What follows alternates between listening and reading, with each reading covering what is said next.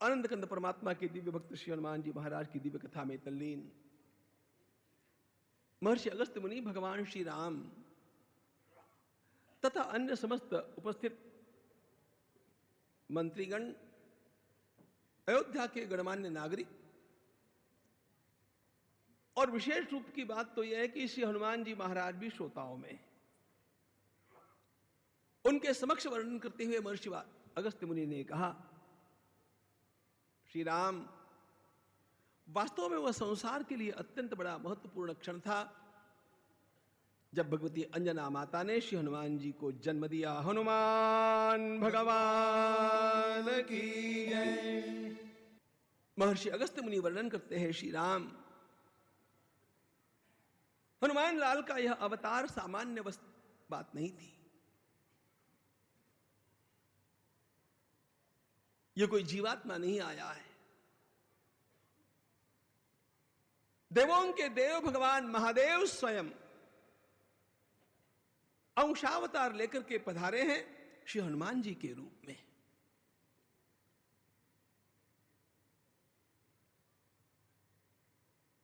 शिव महापुराण में भगवान महादेव जी के जिन अवतारों की चर्चा आती है, जिन अवतारों का विस्तार के साथ वर्णन आता है, उसमें भगवान महादेव जी महाराज के हनुमद अवतार का वर्णन आता है।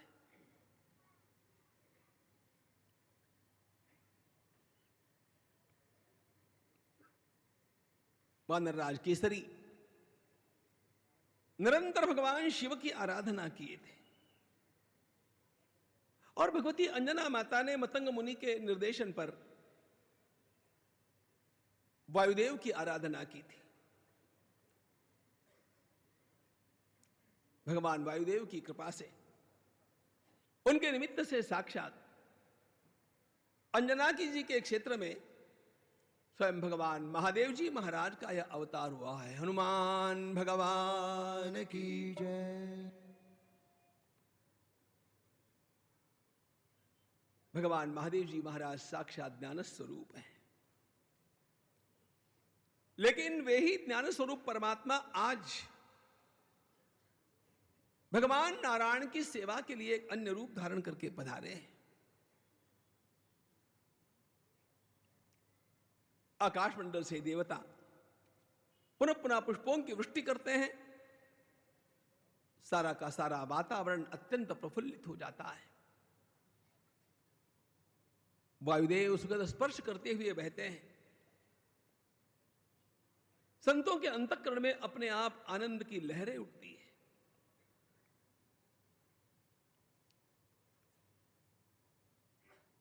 एक श्रेष्ठ संत का भी जन्म होता है, तब भी इस प्रकार के लक्षण सृष्टि में दिखते हैं। यहां तो साक्षात भगवान शिव का अवतार हो रहा है।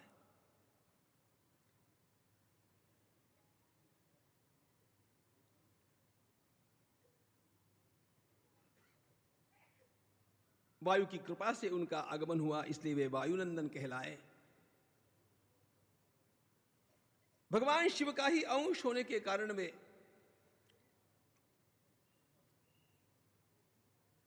रुद्रात्मक कहलाए, शंकर सुवन कहलाए।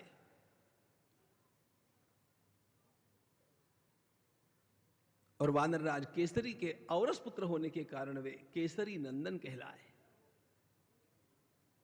ये तीनों बातें एक साथ हैं।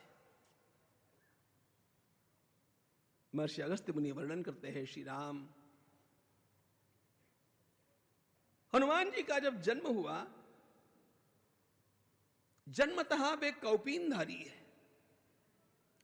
अंग अंग उनका तपे हुए स्वर्ण के समान है।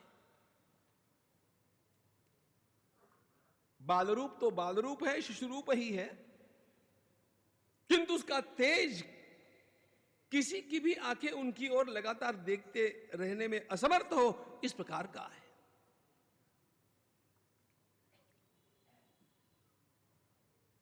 स्वयं देवताओं ने जब उत्सव मनाया, तो आज वानरराज केसरी के अंतःकरण में कितना आनंद हिलोरे ले रहा होगा, इसकी कौन कल्पना कर सकता है। दीर्घकाल चली हुई उनकी तपस्या अब फलवती हुई। केवल पुत्र प्राप्त नहीं हुआ, एक ऐसा पुत्र प्राप्त हुआ जिसकी तुलना अन्य किसी के साथ करना कठिन लगे।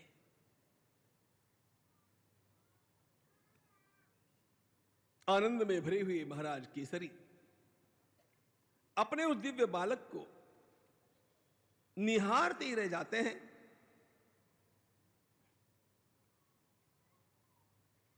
अंजना माता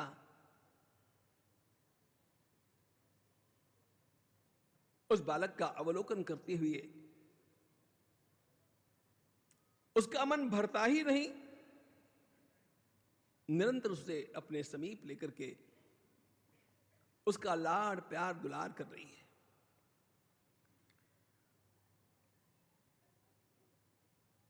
सुंदर पलने में मारुति को सुला करके झुलाया गया। अभी उनका नाम हनुमान नहीं है, मरुत के पुत्र होने के कारण वे मारुति ही है। मरुत कहते हैं वायुदेव को। महर्षि अगस्त्य मुनि वर्णन करते हैं श्री राम इस अद्भुत बालक का अपनी माता के साथ चला हुआ क्रीड़ा विनोद माता पिता दोनों के लिए अत्यंत सुखद हो रहा था। लेकिन प्रकृति प्रकृति है। प्रातः काल की बेला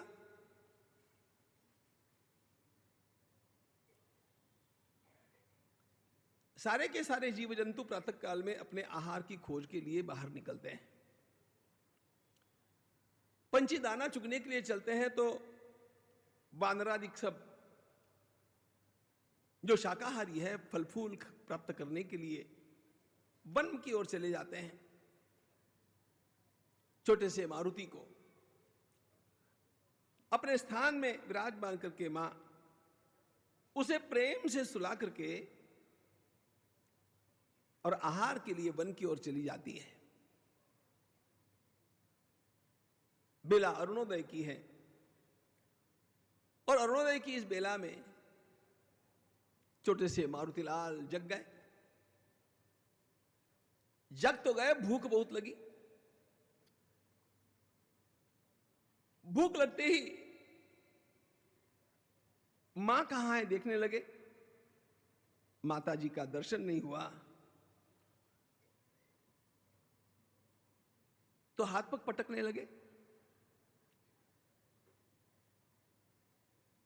भूख बहुत सता रही थी। आकाश मंडल की ओर देखा,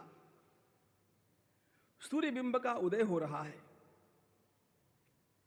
उदीयमान सूर्यबिंब को देखते ही तदोद्यंतम विवस्वंतम, उद्यंतम विवस्वंतम, विवस्वान कहते हैं सूर्य को। तदोद्यंतम विवस्वंतम जपा पुष्पोत्करोपमं ददर्श फललोभाच्च युत्पपातरविं प्रति। उदीयमान सूर्यबिंब लाल लाल दिख रहा था। उस लाल लाल सूर्यबिंब को देख करके इस छोटे से मारुति के मन में विचार आया, मां मुझे जिस प्रकार के फल रोज खिलाती है वैसा ही ये कोई फल है। मेरा रोज का अनुभव आपको बताता हूं। लोग प्रणाम करते हैं, प्रसाद मिलता है, छोटे बालक भी आते हैं। छोटे बालकों के सामने यदि हम खेल करने के लिए एक हाथ में लाल सेब है और दूसरे हाथ में कुछ पेड़ा वाड़ा है और बालक से कहा कि एक कुछ तो भी ले लो, हरदम मेरा अनुभव यह है कि बच्चे तुरंत उस सेब को उठाते हैं। उस रंग का आकर्षण एक बात, आकृति का भी आकर्षण। अपनी गुफा के भीतर से हनुमंत लाल को, इस मारुति को, जैसे पूरब दिशा में उदीयमान सूर्यबिंब का लाल लाल दर्शन हुआ, कितनी आश्चर्य की बात है। मेरी मैया मुझे जैसे फल खिलाती है वैसे ही ये कोई फल है, ऐसे सोच करके हनुमान ये छोटे से मारुति एकदम से सूर्य बिंब की ओर उड़ान भर दिए। बालार्काभिमुखो बालो बालार्क इव मूर्तिमान। महर्षि वाल्मीकि वर्णन करते हैं, महर्षि अगस्त्य ने कहा सूर्य बिंब की ओर उड़ान भरने वाला यह छोटा सा मारुति छोटे से सूर्य बिंब के समान ही दिख रहा था। दोनों हाथों को आगे किए ये मारुति उड़ान भरता हुआ जब आगे आगे बढ़ता जा रहा है, ग्रह ग्रहीतु कामो बालार्कम प्लवतेम्बर मध्यगः एतस्मिन् प्लवमाने तु शिशुभावे हनुमति देवदानव यक्षाणाम विस्मयस्सु महानभूत्। अनेक देवता, अनेक दानव, अनेक यक्ष, अनेक गंधर्व सब देख रहे थे इस छोटे से मारुति की यह लीला। यह छोटा सा शिशु स्वरूप बालक सूर्यबिंब की ओर लपक रहा है।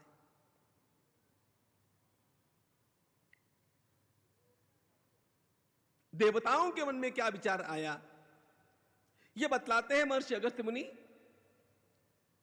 आश्चर्य में डूबे हुए देवता विचार करने लगे कि अरे जिस वेग से यह छोटा सा शिशु सूर्य की ओर जा रहा है, इतना वेग तो गरुड़ जी का भी नहीं होता है। साक्षात भगवान नारायण के वाहन है गरुड़ जी। आश्चर्य में डूबे हुए देवता यह विचार करते हैं कि गरुड़ का भी वेग नहीं होता है। नाप्येवं वेगवान वायुर गरुड़ो न मनस्तथा। अरे क्या भयंकर वेग है। चकित होकर के देवता, दानव, यक्ष, गंधर्व, किन्नर सब देख रहे हैं और छोटा सा यह मारुति वेग से सूर्यबिंब की ओर जा रहा है। देवताओं ने और एक विचार मन में लाया। महर्षि वाल्मीकि वर्णन करते हैं, अरे बाल्यकाल में नहीं, शैशव काल में इसका इतना वेग है, तो जब यह युवक बन जाएगा तब इसका वेग क्या होगा। यौवनम बलमासाद्य यौवनम बलमासाद्य कथम वेगो भविष्यति। हनुमान जी का जो वर्णन किया जाता है मनोजवम, मनोजवम का अर्थ है मन के समान वेग। सारे वेगवान पदार्थों में भी अपना मन सर्वाधिक वेगवान है। अभी यहां बैठा है, एक क्षण में घर पहुंचता है, दूसरे क्षण में अमेरिका पहुंचता है, तीसरे क्षण में ऑस्ट्रेलिया पहुंचता है, उसको क्षण भी नहीं लगता है। इतना जिसका वेग है उसे कहते हैं मनोजव। देवता विस्मित होकर के विचार कर रहे हैं कि मारुति या भगवान वायुदेव का नन्हा सा बालक पुत्र इस बाल्यावस्था में इतना वेगवान है, तो युवावस्था में क्या होगा। तो कोई कहता है, अरे भैया आखिर वायु का पुत्र है ना, तमनुप्लवते वायु प्लवंतम पुत्रमात्मनः। अब आपको एक मौज की बात बताता हूं। हनुमान जी महाराज वायु के पुत्र हैं सही, अपना छोटा सा लाल सूर्य की ओर आगे बढ़ता जा रहा है। यदि वह सूर्य के समीप पहुंच गया तो जल जाएगा, इस विचार से वायुदेव उसका पीछा कर रहे हैं। लेकिन वायुदेव का भी वेग हनुमान के वेग के आगे कुछ नहीं है। वायुदेव उसको पकड़ नहीं पा रहे।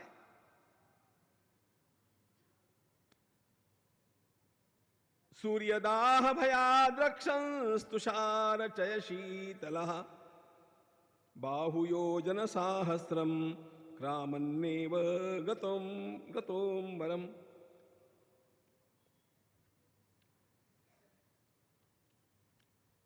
अपने स्वयं के पुत्र का पीछा वायु स्वयं नहीं कर पा रहे हैं, तो अन्य कौन कर पाएगा। अब मैं तो दौड़ लगा करके भी इस बालक को पकड़ नहीं पा रहा हूं। वायु अत्यंत चिंतित है कि यदि सूर्य के समीप पहुंच गया तो सूर्य के तेज में जल जाएगा। भगवान सूर्य नारायण ने आते हुए इस बालक को देखा, उसका पीछा करते हुए वायुदेव को देखा।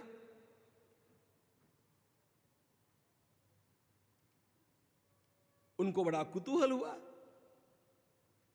वायु जिसको पकड़ नहीं पावे इतना वेगवान यह बालक। उनके मन में वात्सल्य भर आया और अपने आप सूर्य भगवान ने अपने तेज को मंद कर लिया।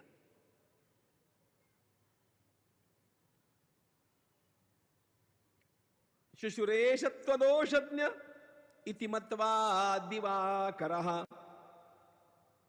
कार्यञ्चास्मिन् समायत्तम् इत्येवन्न ददाह सः। सूर्य भगवान को पता है मेरे समीप आया हुआ यह बालक यद्यपि एक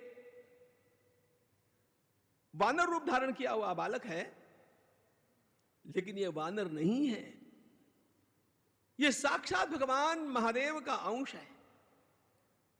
भगवान महादेव ही इस छोटे से रूप में मेरे ओर पधार रहे हैं। सूर्य भगवान तो उसको अपने समीप लेने के लिए लालायित हो गए। अब जिन सूर्य भगवान ने अपना तेज मंद कर लिया है, ऐसे सूर्य के समीप यह छोटा सा मारुति पहुंच रहा है। इतने में क्या हुआ, दिन अमावस्या का था और उस दिन सूर्य ग्रहण होने वाला था। सूर्य ग्रहण के समय भगवान सूर्य नारायण भी राहु की छाया से ग्रस्त हो जाते हैं। वो राहु सूर्य भगवान को ग्रस्त करने के लिए समीप आ रहे हैं। सूर्य के समीप पहुंचते हुए इस बालक ने राहु को देखा। राहु को देखते ही वह बालक सूरज को तो भूल गया, राहु की ओर लपका। और छोटे बच्चों के खिलौने ऐसे ही होते हैं। बच्चा एक खिलौने के साथ खेल रहा है, आप दूसरा खिलौना जरा बगल में रख दीजिए, वो इसको छोड़ता है, उसको पकड़ता है। छोटे से मारुति ने सूरज को तो भुला दिया, राहु की ओर लपके। अब मारुति का वेग अत्यंत विलक्षण है। सूर्य के समीप पहुंचने की क्षमता रखने वाला यह कितना बलवान होगा, ऐसा सोच करके राहु वहां से भागा। राहु ने जाकर के यह बात देवराज इंद्र से कही कि मेरे क्रम के अनुसार, नियम के अनुसार मैं स्वयं सूर्य का ग्रास करने के लिए जा रहा था, कोई तो भी मेरे ऊपर आक्रमण करने के लिए आ गया। यह आपकी कैसी व्यवस्था है, आप मुझे बचाइए, यह कौन आ गया बीच में। ऐरावत के ऊपर विराजमान होकर के देवराज इंद्र चले। बुभुक्षापनयम दत्वा चंद्रार्कौ मम वासवः ततः सूर्यं समुत्सृज्य राहुं फलमवेक्ष च उत्पपात पुनर्व्योम ग्रहीतुं सिंहिकासुतम्।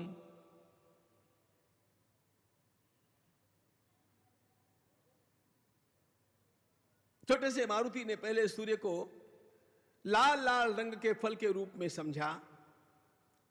राहु को देख करके सूर्य को भुला दिया, राहु की ओर लपका।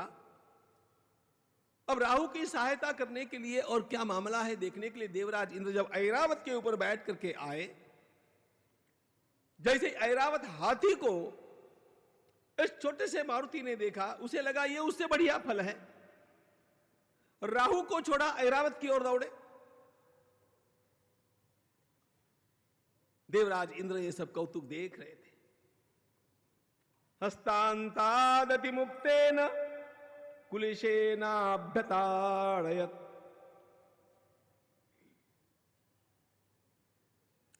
अब ये छोटा सा बालक कोई बड़ी छेड़छाड़ करेगा ये देख करके देवराज इंद्र ने अपने हाथ के वज्र से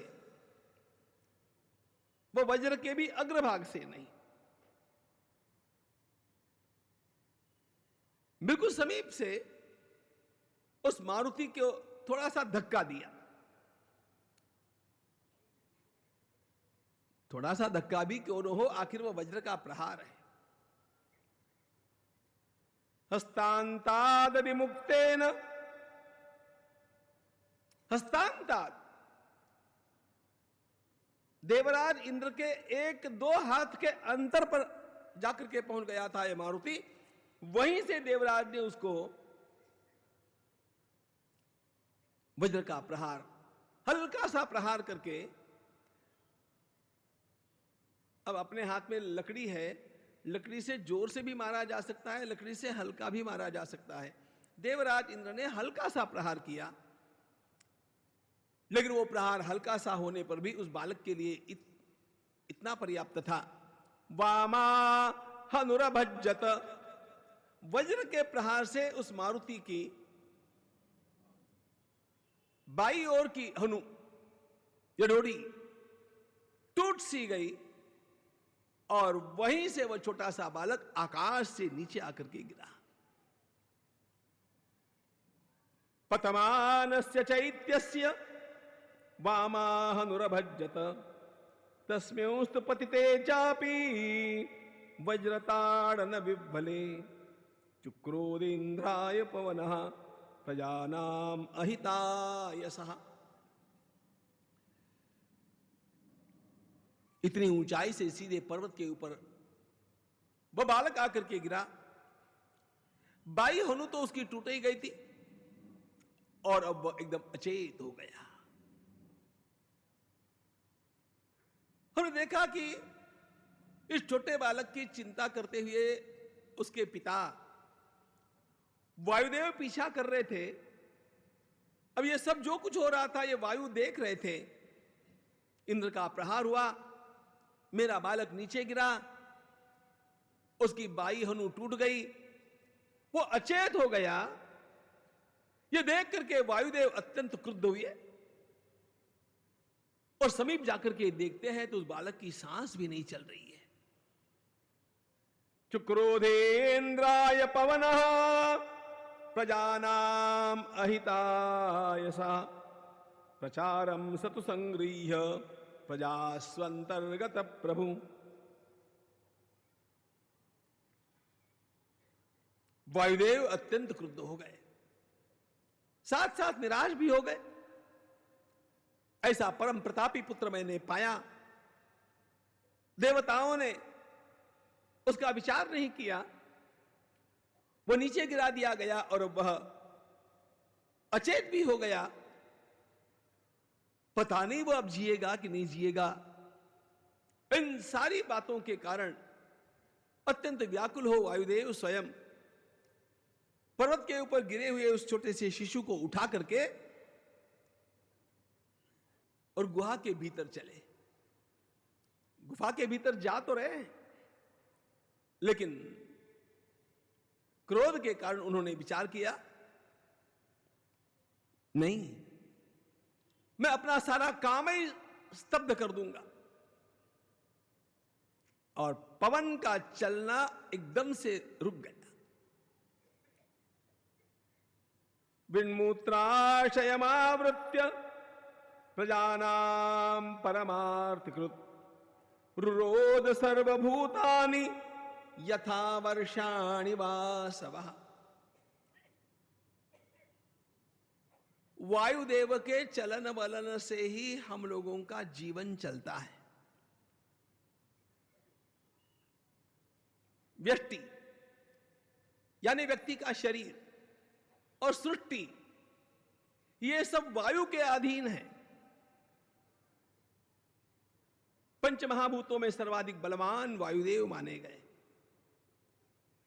जिन लोगों को आयुर्वेद का पता है वो लोग जानते हैं कि हमारे 3 धातु होते हैं, कफ, वात और पित्त त्रिदोष। किसी की प्रकृति कफ प्रधान होती है, किसी की वात प्रधान होती है, किसी की पित्त प्रधान होती है, लेकिन ये तीनों सब में होते हैं। जब तक ये कफ वात और पित्त हमारे देह में सम है तब तक हमारा स्वास्थ्य बिल्कुल अच्छा होता है। स्वास्थ्य के बिगड़ने का कारण इन तीन दोषों में से, कफ वात और पित्त में से किसी न किसी का कम हो जाना अथवा अधिक हो जाना है।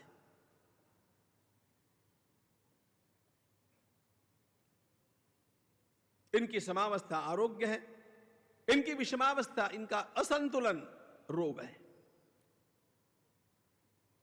महत्व तीनों का है, लेकिन तीनों में भी वायु का सबसे अधिक है। पेशेंट है कि पेशेंट चला गया, इसका निदान हम कैसे करते हैं? उसके वायु का आगमन गमन हो रहा है कि नहीं, यही देखते हैं।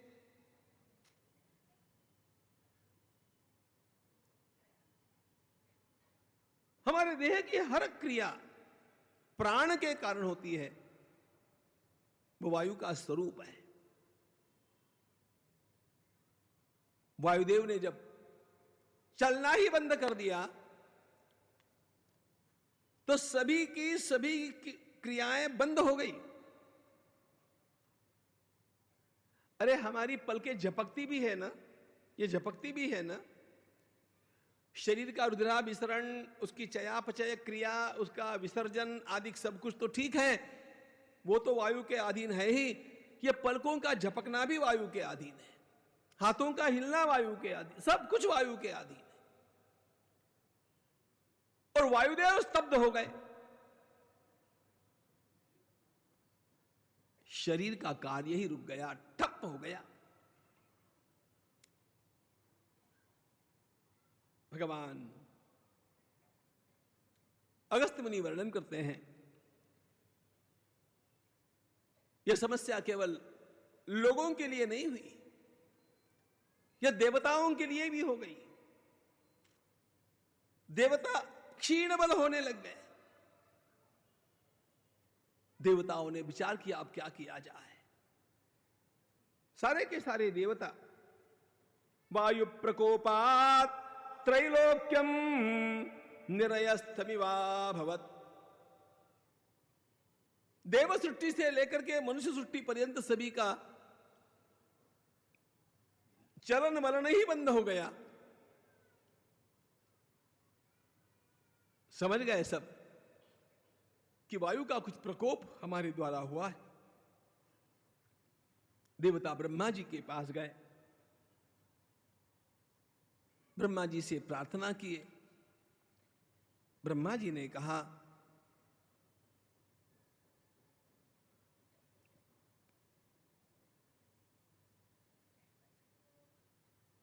इसका मुख्य कारण यह हो गया,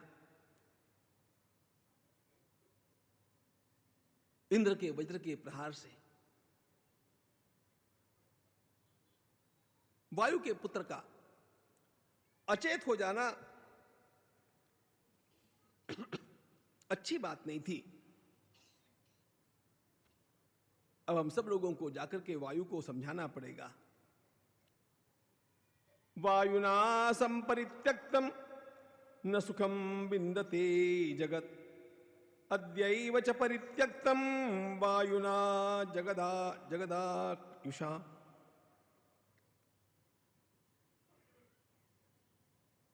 आप सब लोग मेरे साथ चलिए, मैं स्वयं आगे चलता हूं। ततोर्कवैश्वानर कांचन प्रभम सुतम तदोत्संगगतम सदा सतेः, चतुर्मुखो वीक्ष कृपामथा करोत्, सदेव गंधर्व ऋषि यक्ष राक्षसैः।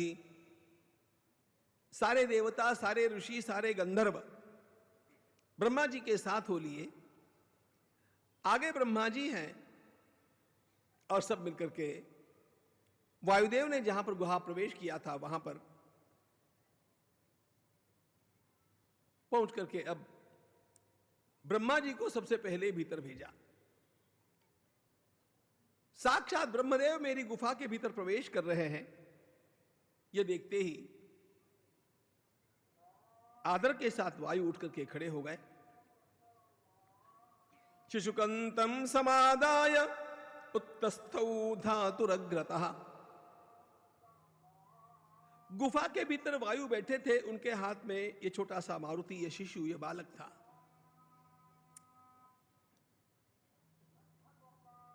ब्रह्मा जी आए, बालक वायु के हाथ में ही है। मस्तक झुका करके वायु ने प्रणाम किया। उसके चेहरे पर घोर दुख था, जो स्वाभाविक था।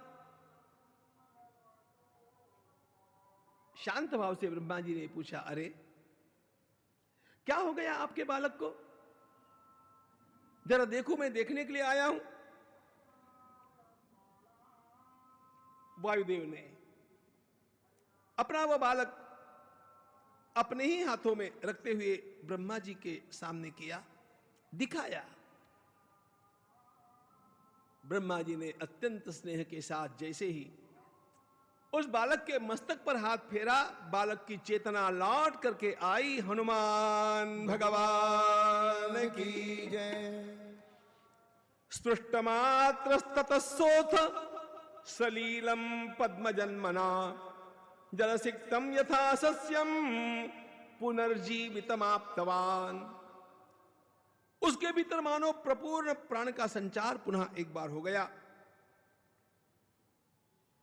जैसे उसके भीतर प्राणों का संचार हुआ, ब्रह्मा जी ने कहा, अरे ये ठीक तो है, बहुत सुंदर है।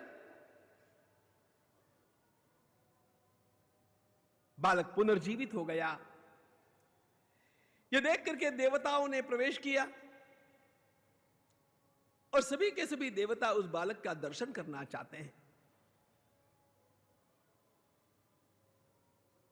स्वयं देवराज इंद्र आगे बढ़े। देवराज इंद्र ने कहा, यह बालक सामान्य नहीं है, यह असाधारण बालक है। बालक के लिए उपहार देना चाहिए। अतीव सुंदर स्वर्ण की माला निकाल करके देवराज इंद्र ने हनुमान जी के गले में अर्पित की। फर्स्ट गिफ्ट,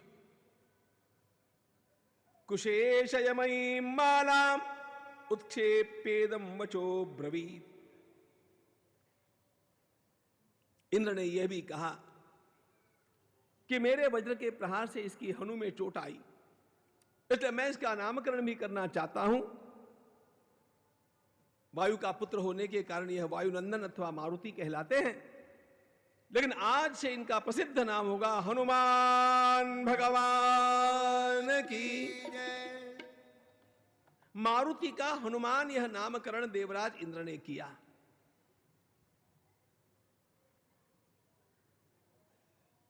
भगवान सूर्य वहां पर आए। भगवान सूर्य ने कहा, मेरी शतांश कला, मेरा शतांश तेज इसमें निरंतर बना रहेगा। हनुमान जी का तेज कितना? सूर्य के शतांश तेज हनुमान जी का है। देवराज इंद्र ने कहा, मेरे हाथ का यह वज्र अमोघ है, मैं इसका प्रहार करूं और वह प्रहार व्यर्थ जाए, ऐसा कभी होता नहीं।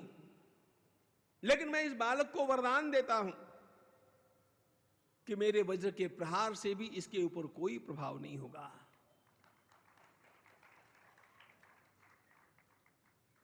सूर्य भगवान ने कहा, सारे के सारे शास्त्रों का ज्ञान प्राप्त होकर के यह सर्वोत्तम वक्ता के रूप में उभर करके आएगा, ऐसा मैं वरदान इसको देता हूं। वरुण जी ने कहा,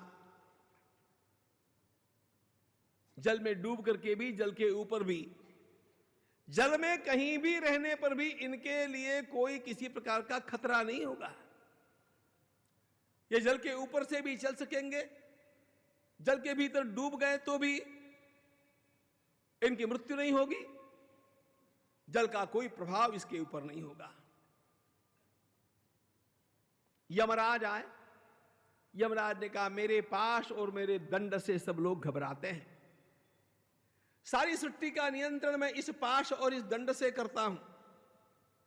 लेकिन मैं आज इस हनुमान को वरदान देता हूं कि मेरा पाश और मेरा दंड इसके सामने कोई काम नहीं करेगा।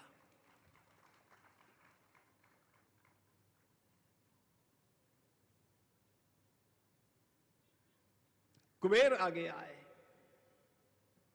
और एक दिव्य गदा वहां पर रख दी। मैं इस हनुमान को एक दिव्य गदा देता हूं, यह गदा कभी विफल नहीं होगी। इसके कारण हनुमान अजेय बने रहेंगे और किसी भी शस्त्र का, अस्त्र का इसके ऊपर कोई प्रभाव नहीं होगा। विश्वकर्मा ने कहा, सारे शस्त्र हम बनाते हैं। देवताओं के सारे शस्त्र विश्वकर्मा की फैक्ट्री में बनते हैं, विश्वकर्मा उनको बनाते हैं। विश्वकर्मा ने कहा, हमारे द्वारा निर्माण किए गए एक भी शस्त्र का कोई प्रभाव इसके ऊपर नहीं होगा। मत्कृतानि च शस्त्राणि यानि दिव्यानि तानि च। ब्रह्मा जी ने कहा, यह दीर्घजीवी होगा, अत्यंत श्रेष्ठ महात्मा होगा। ब्रह्मा जी के पाश को ब्रह्मपाश कहते हैं, उनके दंड को ब्रह्मदंड कहते हैं। ब्रह्मा जी ने कहा, मेरे ब्रह्मपाश, ब्रह्मदंड, मेरे ब्रह्मास्त्र का भी कोई प्रभाव इसके ऊपर नहीं होगा। अजेयो भविता पुत्र स्तव मारुत मारुति कामरूप कामचारी कामग प्लवताम वरहा। ब्रह्मा जी ने अपने वरदानों में और भी जोड़ते हुए कहा, इसे जिस समय जैसा रूप लेना है वैसा इसका रूप बन जाएगा। यह केवल मन में वैसा भाव लाएगा, इसका रूप वैसे बन जाएगा। इसको जहां पर भी पहुंचना हो, मार्ग में किसी भी प्रकार की कोई भी बाधा आवे, यह वहां पहुंच करके रहेगा, इसको कोई रोक टोक नहीं होगी। भवत्यव्याहत गति कीर्तिमांश्च भविष्यति। यमराज ने एक बात और कही, किसी भी प्रकार के तंत्र मंत्र आदि मलिन विद्याओं का कोई भी प्रभाव भूत प्रेतादिकों का हनुमान के ऊपर नहीं होगा। कोई भी ग्रह हनुमान का कुछ भी नहीं बिगाड़ पाएगा। ये सारे देवताओं के द्वारा दिए गए वरदान है। रोमहर्षकराण्येव कर्ता कर्माणि संयुगे एवं उक्त्वा तथा तमामन्त्र्य मारुतं त्वमरैः सह यथागतं ययुस्सर्वे पितामह पुरोगमाः। सारे के सारे देवताओं ने वायु का अभिनंदन किया, भगवती अंजना माता का अभिनंदन किया। इतना श्रेष्ठ पुत्र उन्होंने पाया, इसलिए ये अभिनंदन किया। पुनः पुनः हनुमान को आशीर्वाद प्रदान किए।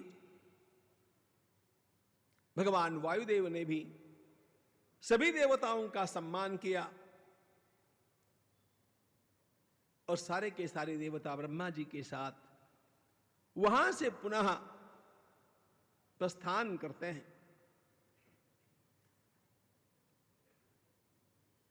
अत्यंत श्रेष्ठ कार्य करने वाले लोगों के ऊपर जब कभी आपत्ति आती है, उस आपत्ति में से भी वे अधिक दमकते हुए कुंदन के समान निकल करके और प्रभावी रूप में लोगों के सामने आते हैं। छोटे से हनुमान के ऊपर आपत्ति आई, लेकिन इस आपत्ति के कारण इतने सारे वरदान प्राप्त करने का अवसर भी उसको मिल गया। हनुमान जी स्वयं इतने सारे वरदानों के धनी बने। संसार में इतने वरदान इतनी छोटी अवस्था में किसी भी अन्य व्यक्ति को प्राप्त नहीं हुए। वे सर्वथा अजेय है।